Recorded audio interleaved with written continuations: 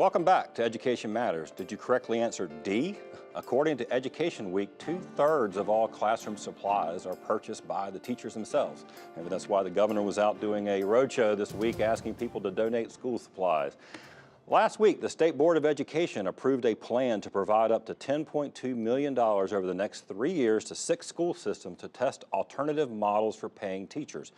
The counties are Chapel Hill-Carrboro, Charlotte-Mecklenburg, Edgecombe, Pitt, Vance, and Washington County school systems. Today, we're going to hear from one of those, Chapel Hill-Carrboro, about what they are doing, and we are honored to have 2 great guests from the schools. We have Courtney Sears. Courtney is a teacher at Ephesus Elementary in Chapel Hill.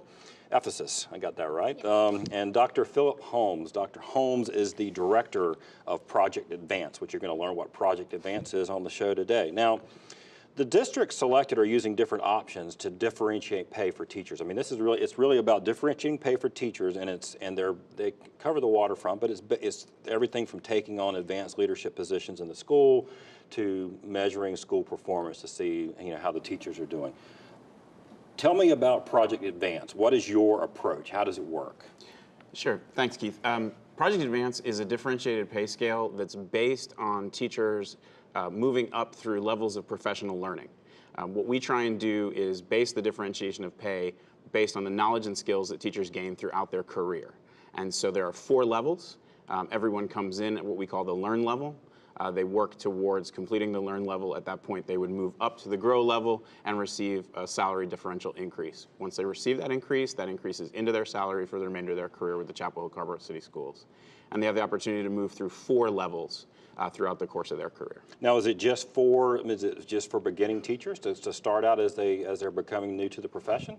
No, it's actually when we began our first year of implementation this year. We implemented with almost all of our certified staff. There are a few position types, such as athletic directors and occupational therapists and physical therapists, that are not part of the program. But all of our certified staff are part of the program. Right. All right. Well, speaking of certified teachers, Courtney Sears, I always like that when I have a teacher on. Thank you for what you do every day for our kids. We appreciate you. My pleasure. So do you think this program is attractive, will be attractive to more teachers in Chapel Hill? I think so. There are 2 issues with pay in North Carolina. One of them is that teachers are underpaid, but the other issue is that there's not a career ladder for teachers. So I'll be starting my 19th year of teaching in the fall, and I've had the same title for the entire 19 years. Even though I've grown as a teacher, my practice has improved, and I've taken on additional leadership roles at the school and in the state. And so what Project Advance really gets at is how do we differentiate pay for teachers as leaders, as mentors, as people who contribute to the school without leaving the classroom. That's where I love to be. Which is because that's where you want to be, and that's where North Carolina wants you to be. We we want our best teachers in the classroom, but teachers, like any other profession, you're looking for professional development and advancement, opportunities to earn more money. So these things are, I guess, built into this project. They are, and what's appealing about Project Advance is that it really allows every teacher to grow professionally and to take a personalized approach. So while there are some courses and some types of professional development that we all do as a staff, there are other things that we can do that appeal to our unique interests, our strengths, and areas that we want to improve in. Right. Well, Dr. Holmes, I think you've got a good salesperson here to go talk to some other teachers about this program. Absolutely. Now, how were the components selected? I was interested in this. Data literacy, content, instruction, and diverse populations. Yes, so there are 4 core competencies, and all of our professional learning will fall into those 4 core competencies. Those competencies were selected because they both align with our long-range plan and the goals we have for all of our students in our district, and because they align to the teacher evaluation.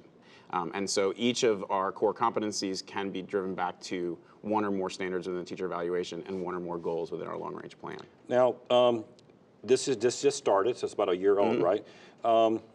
You're obviously, congratulations on being selected for the additional state money. I know it's helpful, but one of the questions about programs like this, is it sustainable without additional state support? Look, the landscape is littered with programs that were funded by grants and federal, state, whatever, that then just disappear. Can this work without additional investment? Our modeling, when we've been planning for 2 years, and in our modeling, we do have a sustainability within the local dollars available to us using money we currently use to pay local supplements. Okay. As we transition from our old model local supplement, which had increases throughout a career based on years of experience, and we transition to a base rate, which is higher than the old base rate, and then the increases in local supplement are based on salary differential. Right. Our current employees are actually eligible for both. Right.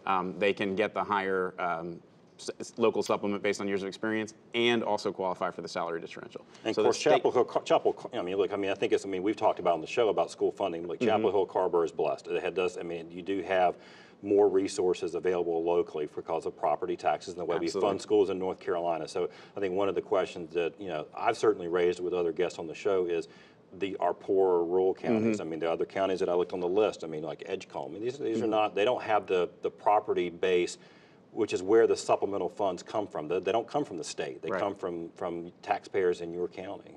Well, I think one of the reasons why it's really important for Chapel Hill Carborough, for our district to be out in front with this, is because we do have the ability to set up the structures using our local resources that we are very lucky to have and very thankful to our local community for support for providing. But what that can do is then once we set up a structure and a pilot system, the numbers may be different, the salary numbers may be different in an Edgecombe County or a Washington County or any county across the state, but once we set up the structure, we can share those structures. Much of our professional learning is now available on Canvas, which is an online learning management system that most districts in the state have adopted. And we could actually share our professional learning courses across the state if there were others who were implementing similar programs. And that's why the legislature wanted these as pilots to see if it's scalable. I'm going to give you the last comment, Courtney. Professional development, how important are things like this to teachers? I believe our professional development budget for the state has been virtually zero for about 5 years now. How critical is this as a teacher? Professional development is what makes me grow as a teacher and what makes me more effective in the classroom. In school, we talk about educating the whole child, and I think what Project Advance does by looking at professional development and tying that to pay differentials is it looks at the whole teacher. It doesn't look at thin data, which for me as a second grade teacher might just be reading scores, even though my job is so much more.